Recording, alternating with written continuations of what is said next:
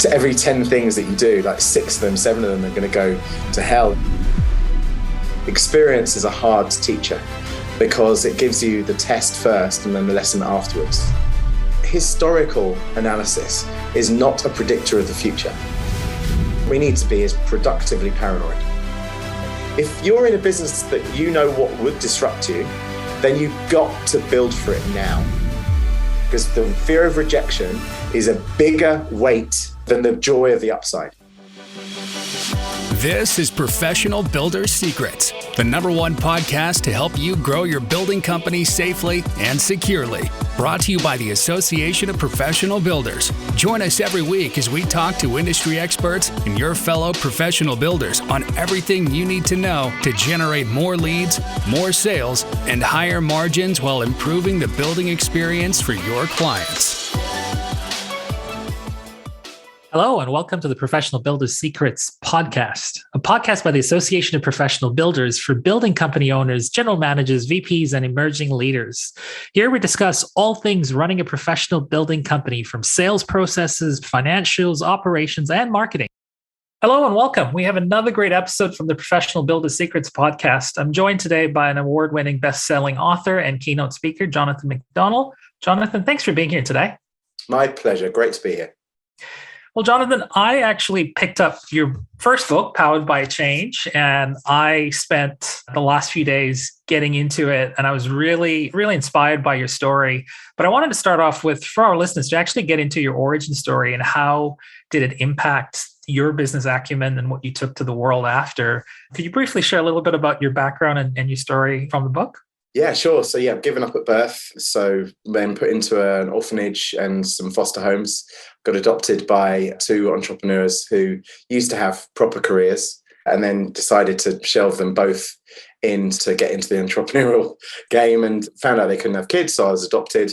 And there I grew up literally underneath the checkout till of their little lighting shop selling light bulb and lampshades, which wasn't tremendously successful for them. But my childhood was watching the entrepreneurial journey. So it was only when I was maybe 10 or 12 when I realized that other people's parents didn't work 7 days a week.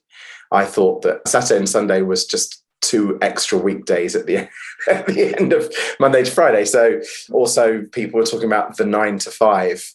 And it took me ages to work out what people meant by 9 to 5. It's like, well, as far as I see, it's more like 5 to 9, and it's 5 a.m. till 9 p.m.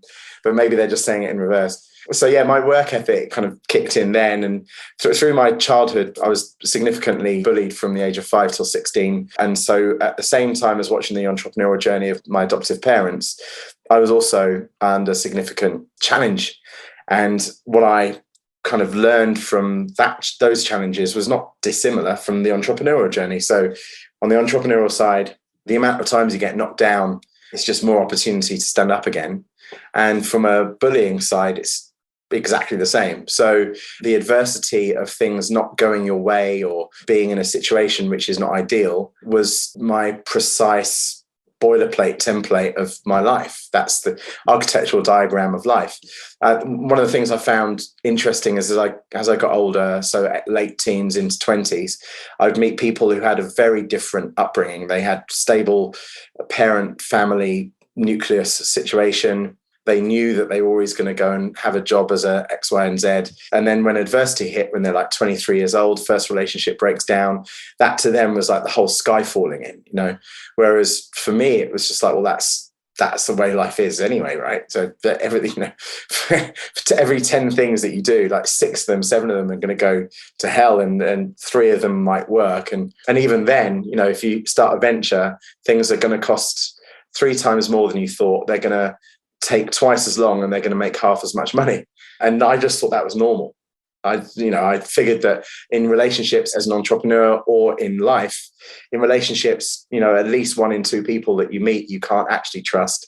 And even the people that you can trust, at some stage can be untrustworthy and do untrustworthy things. I learned about the difference between like an outright blatant lie and a white lie, and the importance of transparency in building trust, and how it takes a long time to build trust and a very short time to lose trust. So everything that I learned was from the start. So to some extent, and obviously this is post-psychotherapy, so I can speak about this in a productive, cathartic way, I had a head start on the realities of life and the truism of the Chinese proverb that starts the Powered by Change book, which is actually my 5th book, but most people only know that one as the first one, even though there were 4 that no one bought beforehand. The beginning of the book says that when the winds of change are blowing, some build a wall and others build a windmill. And that's the truest statement, I think, of my life, is learning to be powered by change as a human and as a business person is the key education, I think. But just as a footnote to this, experience is a hard teacher because it gives you the test first and then the lesson afterwards. And that's it. What a fantastic origin story. I mean, your norm was overcoming adversity at such a young age. And it's a pretty humbling story to hear because it makes you appreciate the different struggles in life from different people from all walks of life. I had read your book and you talked a little bit about how the origins of your younger days led you to get into martial arts, and reading a little bit about your background, you're a Jujitsu British title holder as well. Is that correct? Yeah. Super heavyweight and also world number 3 in sports Jujitsu.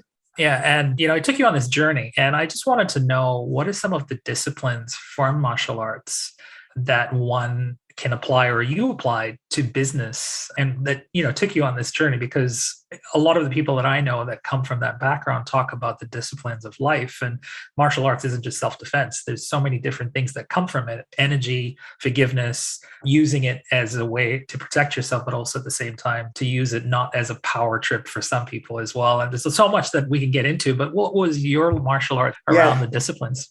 I think there's 3 key learnings that I've taken from my 3.5 decades of martial arts.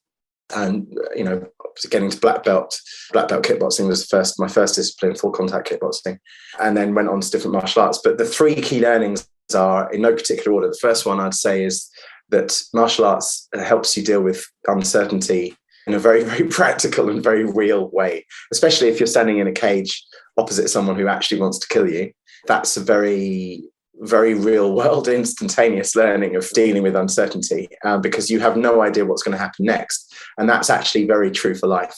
The second, I'd say, again, in no particular order, is discipline.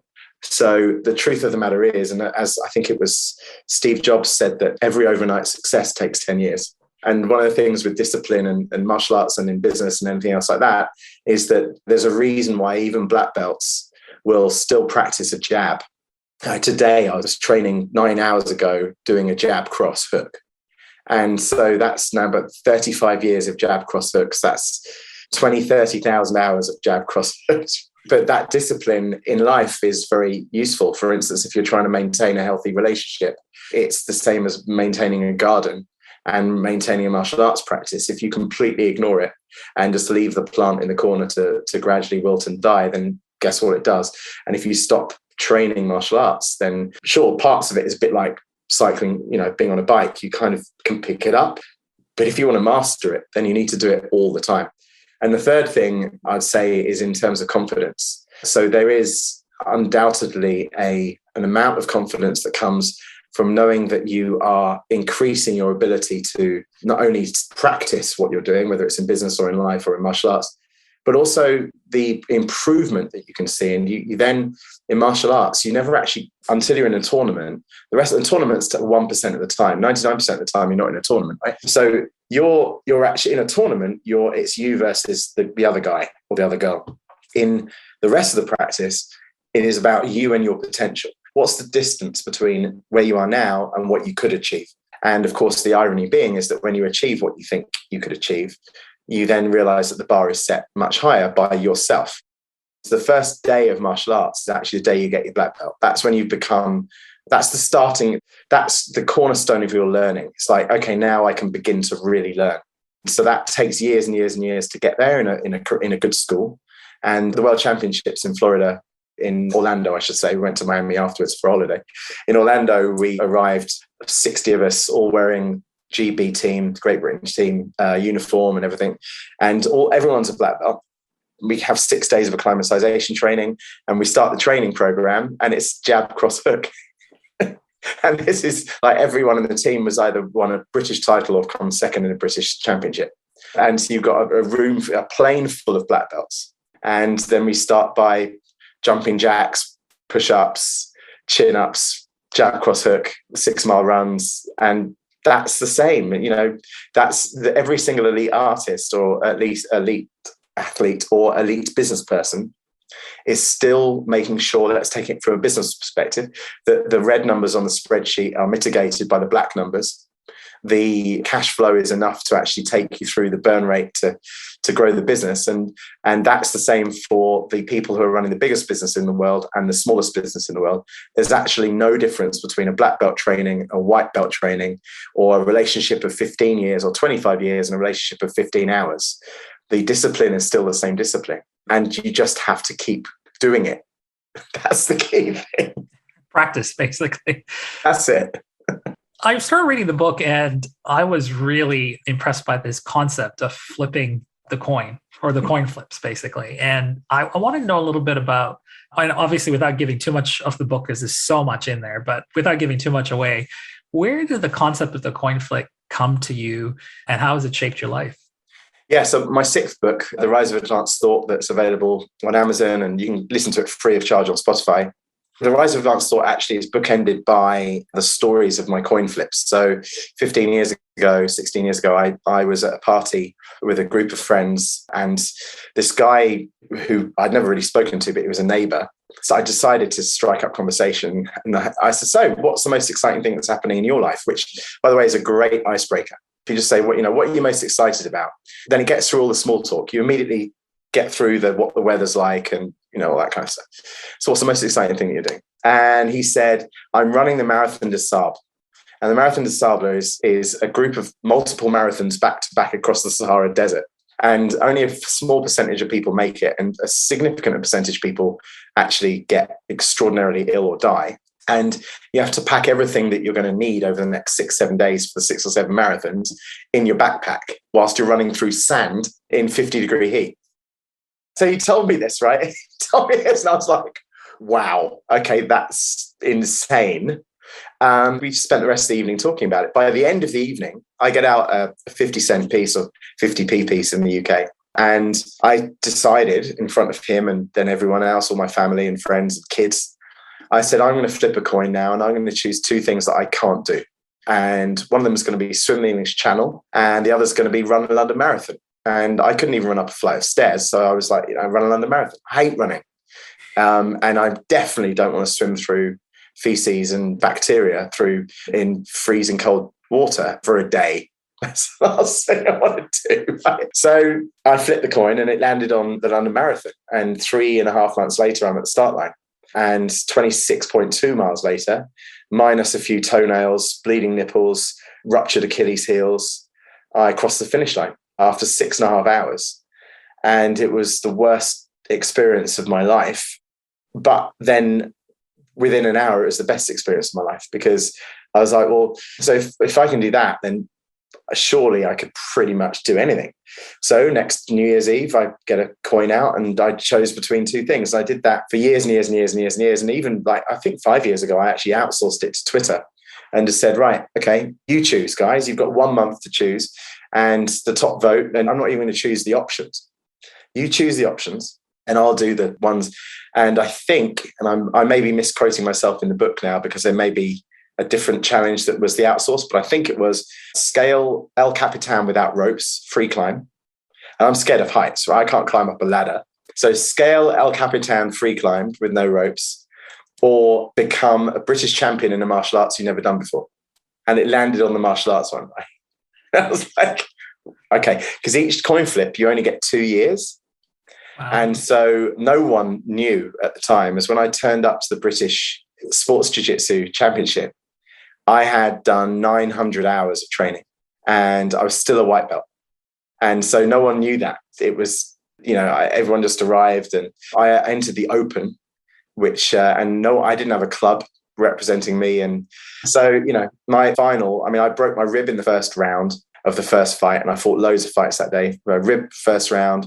And then the final, which was 9 fights later, I broke my 5th metacarpal, But the fight only lasted for 31 seconds. He went straight to hospital and I became British champion.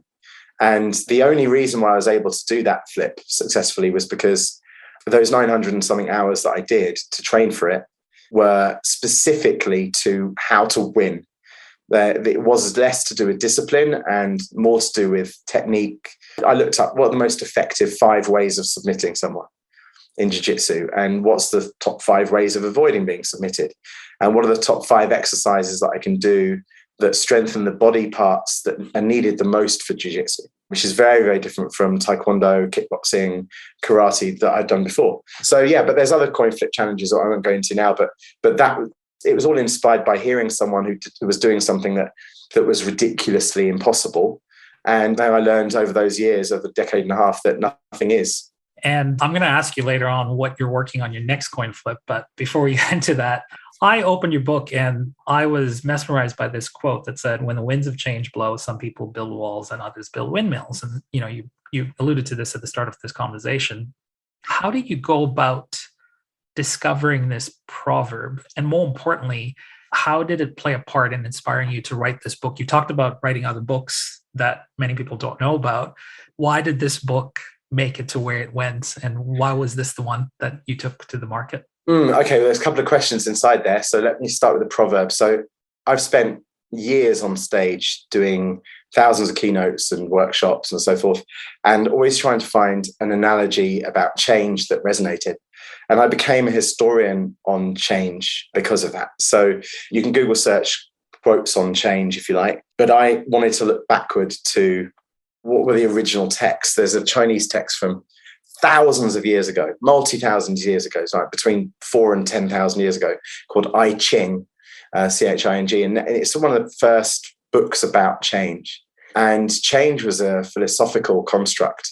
The fact of the metamorphosis of life and the atrophy of the universe and the constants of change and the accelerant of change was a very much discussed thing. And in those days, philosophers were leaders. You didn't have politicians. You had people who were seers or fortune tellers, and they were the leaders of society. And even if you had a king or a queen who wasn't one of them, then their right-hand person was one. It was only in Roman times that those people were chastised and burnt at stakes, and or in Socrates' case, murdered. And it was something that struck me. And so the proverb that I found was from those days. Paradoxically, now that proverb, the winds of change, is now kind of more in popular knowledge, and I'm played a modest part in that. But the reason why Powered by Change had to come to life was because of the life experiences that I decided needed to be shared, and the analogies between those life experiences and business practice. I then realized that I had helped huge companies with their processes using Powered by Change methodologies. And so I approached those companies and asked if I could write about them in the book, which is why there's case studies about Lego and Heineken and Amazon and Unilever and blah, blah, blah. And then I approached IKEA's chief exec and said, hey, did any of the stuff that I've helped you with over the last 6 years help you? And he said, help me? We call our innovation unit Powered by Change. So I said, well, would you write the foreword to the book? And he said, absolutely. And so he wrote the foreword to the book. And when you have the chief exec of the largest private company in the world and a couple of hundred case studies from the biggest companies in the world that I've impacted, and then you put it within a marketing vehicle of a large publisher that makes the book every airport and every newsagent and petrol station, then I was grateful that it went to best-selling status on Amazon and Sunday Times bestseller. And it sold ridiculous volumes now. And I was just getting a medical test done today for a travel trip that I'm going to do. And I walked in and the doctor's first line was, I didn't realize I was going to meet the famous author. And he was so proud because he's just ordered my most recent book, The Rise of Advanced Thought. And it's really strange, when you Google search your name, and Google have actually now put up Jonathan MacDonald author, British author. And it's weird because all I've really done is for almost 2 decades, over 2 decades, spanning the 6 books in total, is write about things that I found, that the insight that I've got. And it's a bit weird how, let me think, something like 400,000 words of text no one's ever read. And then Powered by Change is like, this guy's like, this author. And it's like, well, I've always written it. It's just no one ever bought it before. But I wasn't writing it to be bought. Yeah, it's great to be a best-selling author, but that wasn't the point. The point was so that I had a legacy of thought that people could take with them. That was the point. It almost sounds like it happened by design as well. It was a series of different events that complemented to go there. Well, it's funny you say that, because I must admit, writing Powered by Change was a coin flip. So the coin flip was Sunday Times bestseller or becoming a yacht captain, I think. So anyway, landed on Sunday Times bestseller. And so I learned about what makes a best-selling book a best-selling book. And so those components, huge publishing house, massive marketing arm, giant personal story, backed up by heavyweight executives at the right price point with the right cover and the right title, with the right editor, is actually that's the model. And it's an architectural diagram of a bestseller. And it was not surprising at all that it went best-selling status, because that's exactly the point. And similarly, it wasn't an accident to fight at the World Championships and win a medal, or it wasn't an accident to finish on the marathon, or learn the languages I've learned, or forgive all the bullies that beat me up when I was at school. All of these are coin flips that you can read about in The Rise of Advanced Thought. And the outcome is always success. Not because I'm good at it, because in fact, none of the things that I achieved I was good at. So the reason that they've become successes is because there was no other option. You make a decision and then you execute. You don't start in between the decision and execution pontificating as to whether or not I can do this. It's like, can a human being achieve this? And as long as we're not talking about breathing underwater unaided or flying without wings, the answer is yes. And what you're talking about is also going into the mindset of embracing whatever those challenges or fears or whatever those might have. Let's switch into the business side of things, because our listeners are builders that own building companies as well, and they'd love to hear your thoughts around how does change and the ability to handle change impact success, and what goes into that mindset. Yeah, well, I think I have an affinity with the building trade. I'm an investor into properties, and I've flipped 9 houses in my life, and I fancy myself as a bit of a handyman, which is an absolute insult to building trade. But what I can tell you is that it is actually a crucial set of decision making that everyone has the ability to make or to have. And the first part of that decision is, do I believe that I am somehow ahead of the change? Can I foresee it? Can I predict it? Have I got enough money to buy it, or whatever it is? These are all business poisons, all of which are found, by the way, plug, in my third book, which no one bought, called Business Poison.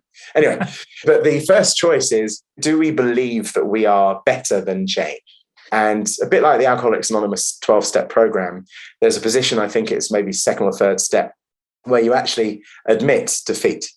And you go, you know what? I can't control this. This is controlling me. I'm not controlling it.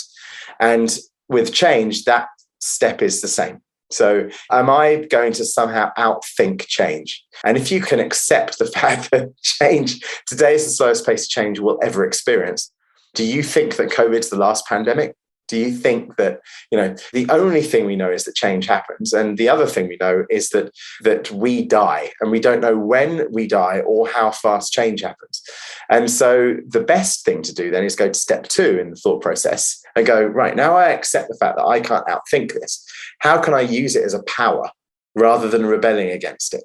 And everyone in every trade, and let's take it from the building perspective. And I'm saying this on the back of the fact that arguably some builders will feel as if they've never had a better year or two. But the truth is that the historical analysis is not a predictor of the future.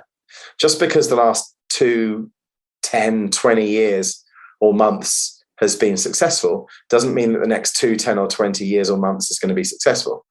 And so what we need to be is productively paranoid. We need to actually have a level of paranoia that says, you know what, things happen that aren't great in life. And let's assume that things that could disrupt us are going to disrupt us.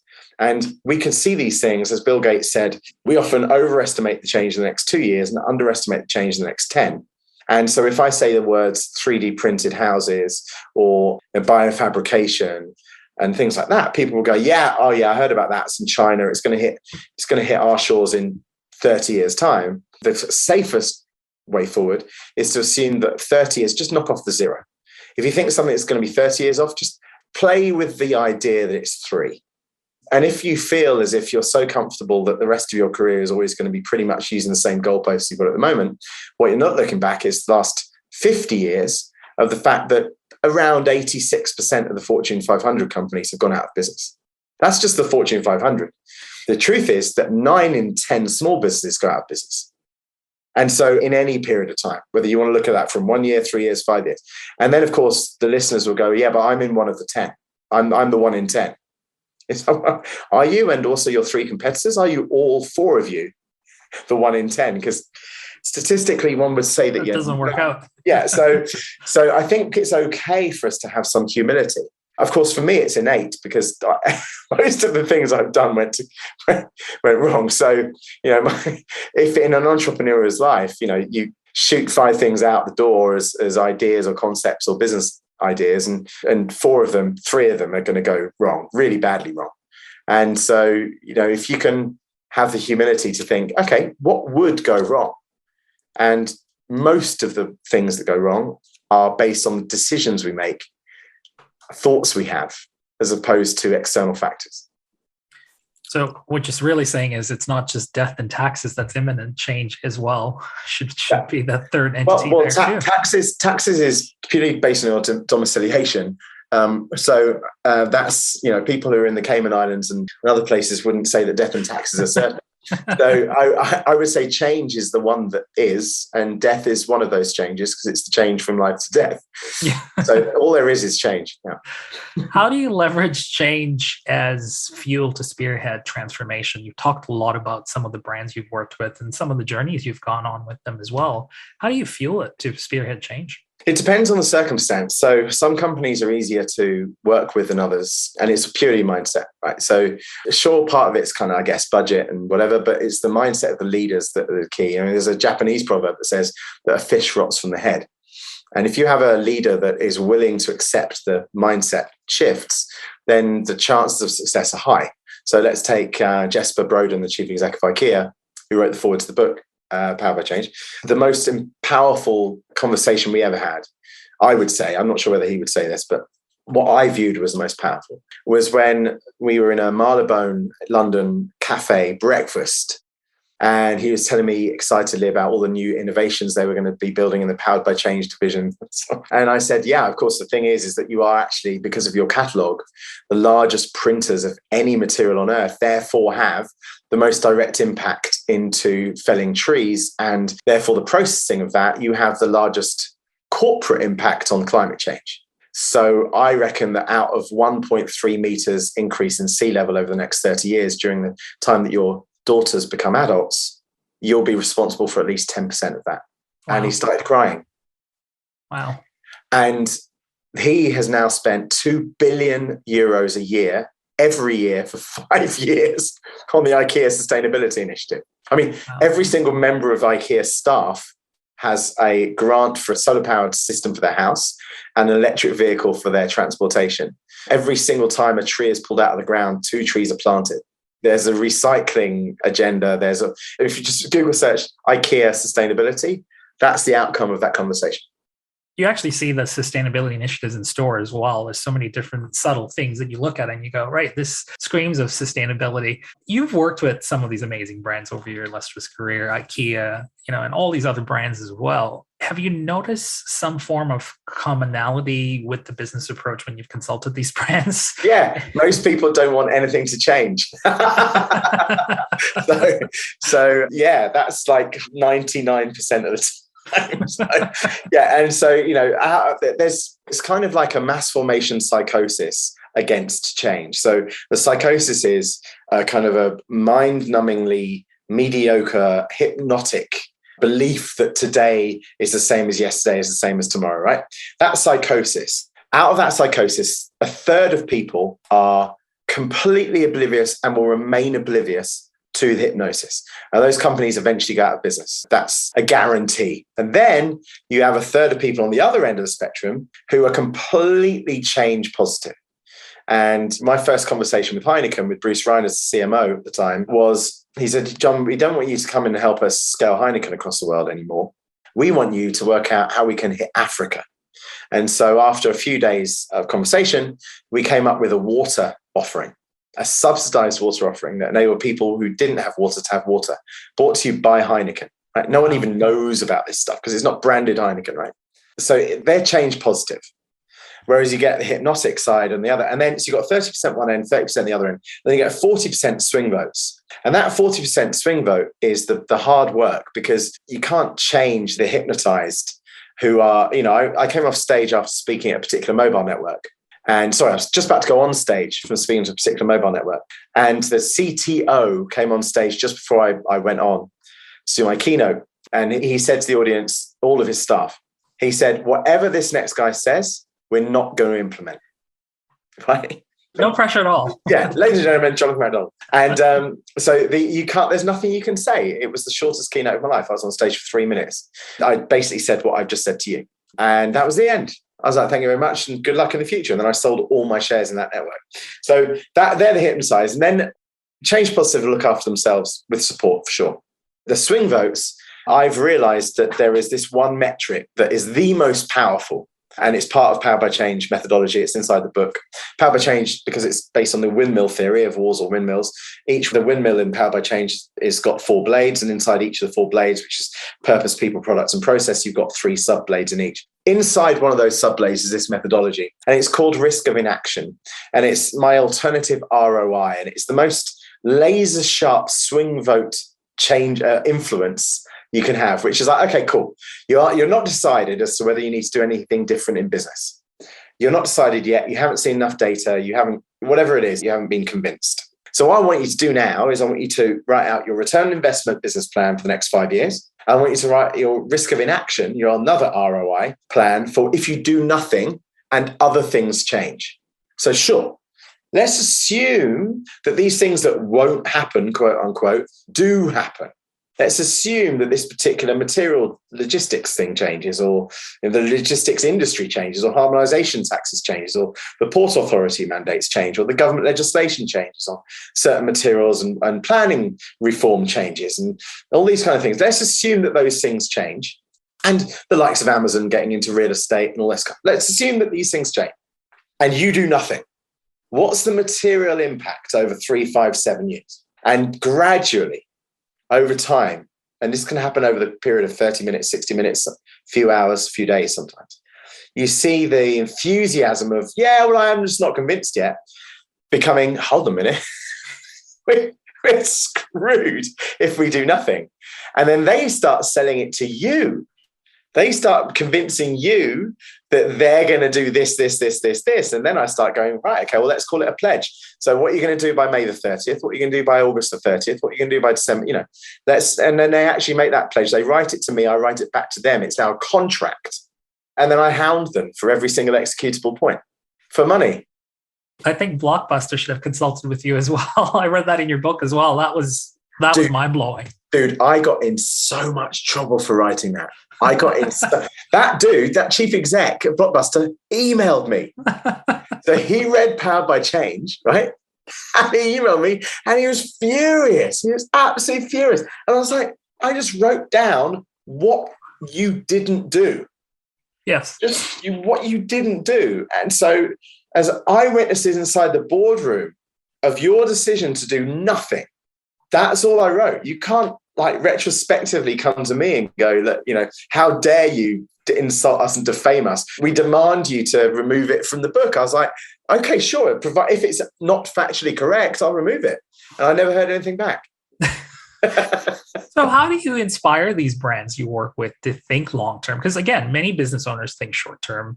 Many business owners think narrow-focused as well. Or, we're constructed to niche and focus on that niche. That's what they tell us.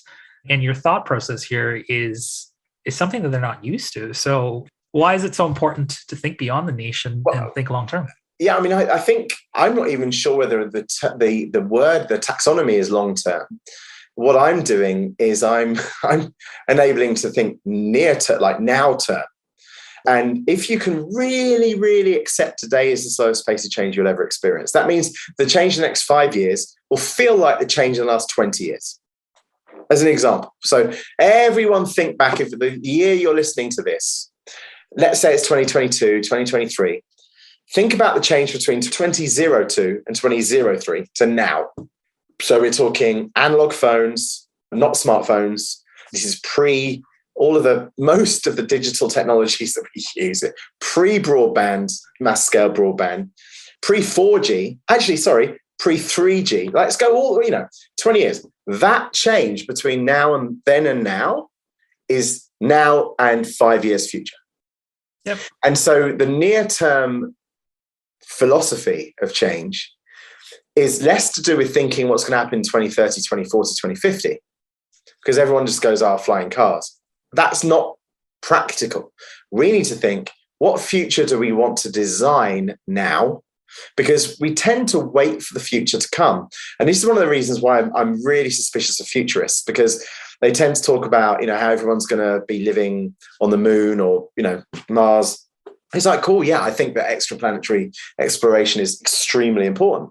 But as a builder or as a builder's merchant today, if I can't construct something on Mars in the next 36 months, it's an irrelevance.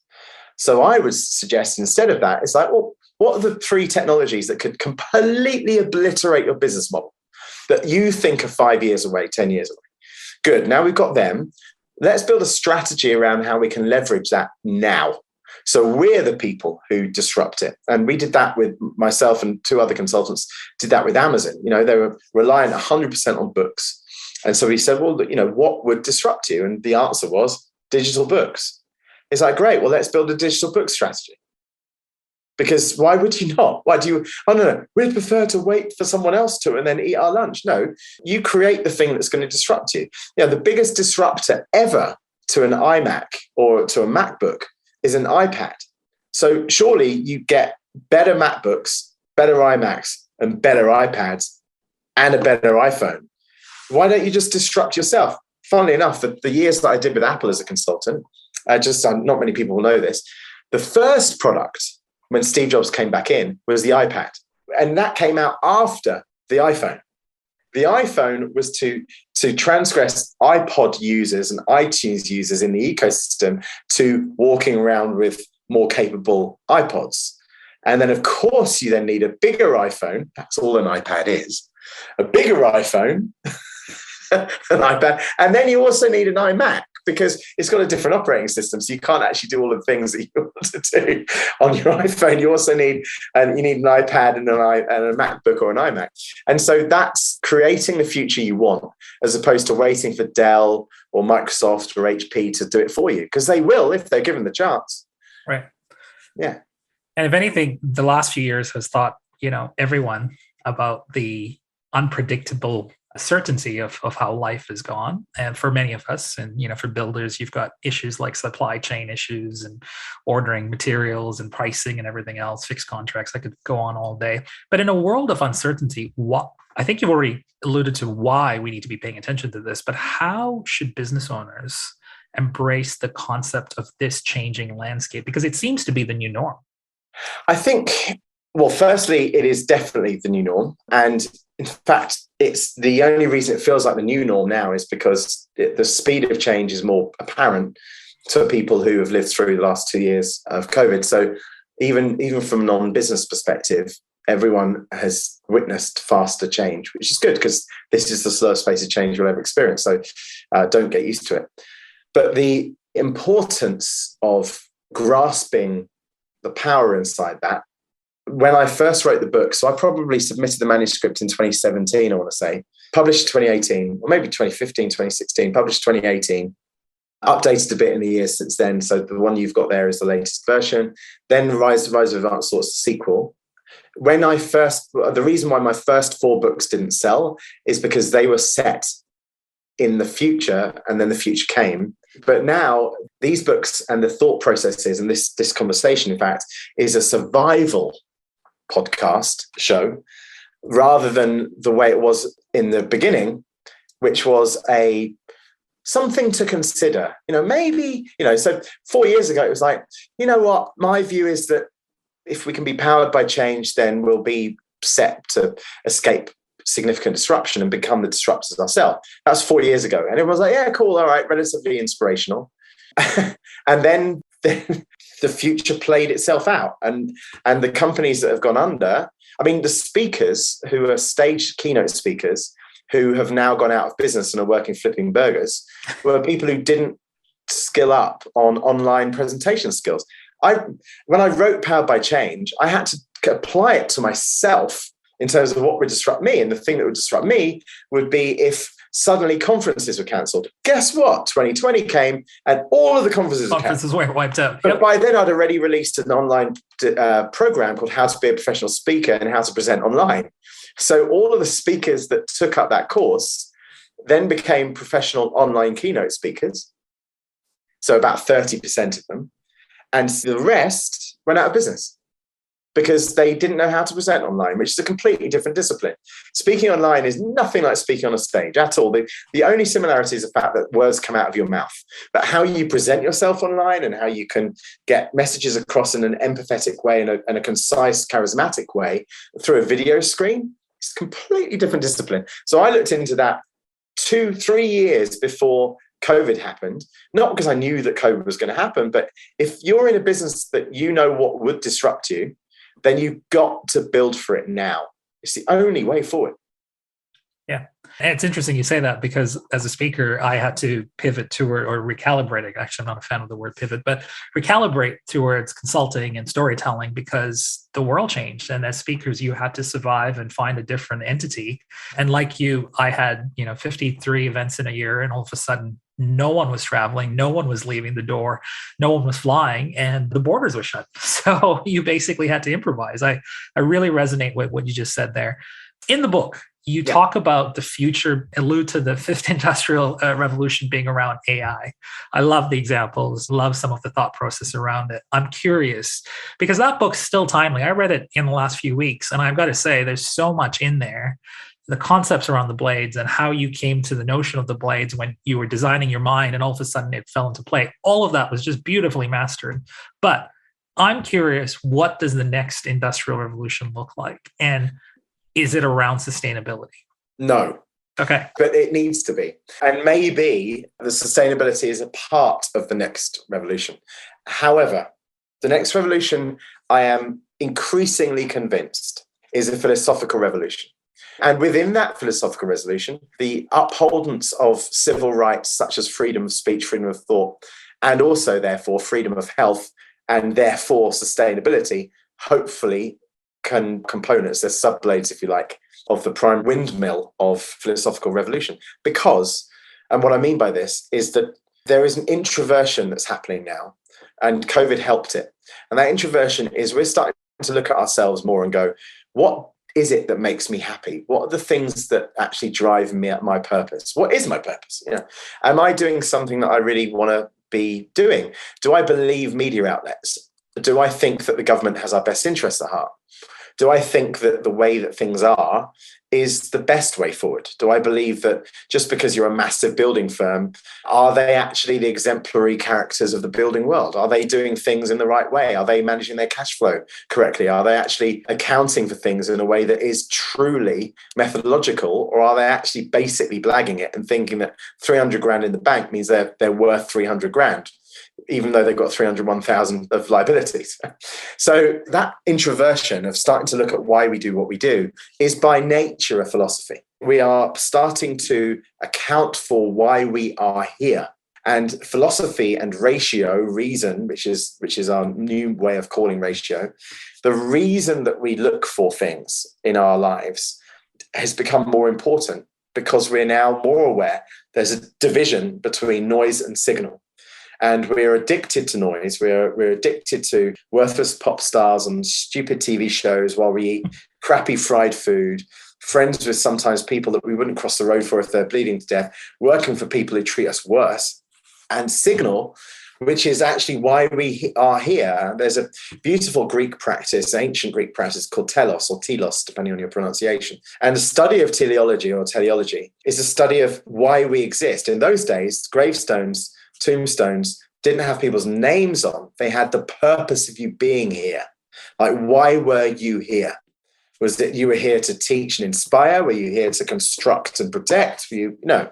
And we're now arriving back almost in a devolutionary perspective to a few thousand years ago where we actually go, well, why am I here? And that the revolutionary structure of that is immense. It is the same size, if not bigger, than the Industrial Revolution and the Agricultural Revolution that came before it, and the digital revolution that we're in now.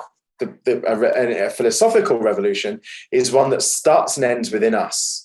And if you think about how that then manifests from that introversion outward, so coming from the universe into the innerverse, that has manifest capabilities that change the structure of capitalism, structure of industry, the structure of how we do business, and more importantly, underlined why we do business. And you're talking about the great realignment at this point too, because we're questioning everything we're going through right now. People are changing jobs. And it's funny you mentioned this too, because 6 years ago, actually, yesterday was my 6-year anniversary for my last TED Talk. And I talked about how to live life with purpose. And I can't tell you how many people have reached out digitally to tell me how they're all questioning what they're doing today as part of their purpose and what they're doing for work, and questioning everything from relationships to family. So it's just a testament to what you're just talking about. You've talked about coin flips. You've talked about the fact that this book that you've written is all about the coin flips. I'm just curious if you're willing to share what your last coin flip alluded to, and what are you focusing on for the next 2 years? Well, here's the thing. The final coin flip was between doing the splits, losing a bunch of weight, and some other things. And I just executed them all. And so I took heads and tails and something else as well. I got to a stage, and I guess this is kind of the point of the Rise of Advanced Thought, is that when you finish the Rise of Advanced Thought, and if you actually use the tools that are inside there, and there's 5 primary tools which enable you to do anything.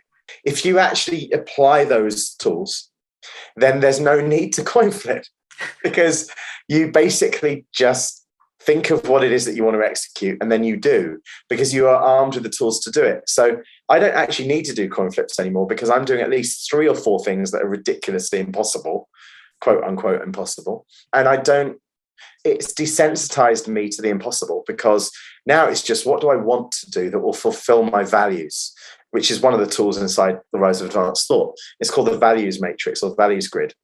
In fact, anyone can go to the Academy of Advanced Thought.com, so academyofadvancedthought.com. And on academyofadvancedthought.com, you can click on resources, and you can actually see some of the tools that are inside the Rise of Advanced Thought. And the values grid is really important, because if you can actually map out what it is that you really stand for, then it's just a question of, how do I want to manifest these things? So how do I want to manifest freedom? I want to buy a boat, and I want to be able to charter it to other people, and I want to sail around the world. And how do I manage freedom from governments and freedom from taxations? Well, I want to re-domicile myself to the Cayman Islands. How do I want to manifest peace? Well, I want to get even deeper into meditation, transcendental meditation. How do I want to manifest? And so all I do now is I look at how I can manifest my values more in life, and then execute the thing that would give the highest probability of that value being hit. And so it's like a constant coin flip. It's like a quantum coin flip that I live within, as opposed to having just 2 things out of. It's more like, which of my 9 boxes on my value grid do I feel as if I'm underperforming in? And then I look at that and say, okay, well, this is health, because that happens to be one of my values grid. And it's like, well, how could I improve my health? How am I not training in the right way? What am I putting inside my system that is suboptimal versus optimal? And so some of those things become really hard questions. I love cold beer, but cold beer doesn't link to my health very well. Therefore, I don't drink cold beer. It's a choice by design. Really. Yeah, you just design it. Like running a marathon, it turns out the way to do it is to not get pissed, not get drunk, and not consume things that, and then start training. And you do 100 meters on the first day, and then by the end of the first week you can do a mile or 2. By the end of the 6th week you can do 5 miles, and so forth and so forth. Before the marathon you get to about 17, 18 miles. It's tough, but you know that the adrenaline is going to carry the last 10 miles on the day, and then it does. So it's not rocket science. None of it is complicated. There isn't one coin flip that was methodologically complicated. It's emotionally complicated, because you actually, the hardest part of the marathon, by the way, is actually turning up. The hardest part of any coin flip is actually doing the work. That turns out to be the case. And so the concept over comfort over fear, right? And okay, I could talk to you for ages, but I think we need to save you for another episode. For another, when I read the second the next book that I've just ordered, I'd love to ask you questions around that as well. But I'm gonna save this question because I think this is the question that I think really spearheads this conversation, and that is, why do builders and people fear change? If you think about your last or your current fear, how did you navigate through that? Because a lot of the things that you're talking about is comfort over fear. Yeah, I found there to be a number 2 or 3, probably 3 reasons. Actually, there's a duality. I'm going to be really fast on this one. The duality, there's 2 lots of 3. The first is inertia-based resistance to change, which is they don't know that they should change, or they know they should change, they don't know what to do, or they know what to do, they just can't be bothered. So that's the first 3 I've noticed. And the building trade is unlike any other trade in terms of that inertia. Then you've got another 3, which are kind of in parallel. And the 3 of these, the first is fear, because people fear change because it's uncertain, unknown, and so forth, and therefore it could go wrong. The second is lack of understanding. And understanding encompasses why they should move versus what would happen if they don't. And the third is that we would prefer to know for sure facts to begin with before we change, which is a fallacy, because the only way of getting to facts is through experimentation. And the only way of getting through experimentation is from speculating. And what we really are when we're resistant to change is we're resistant to speculating.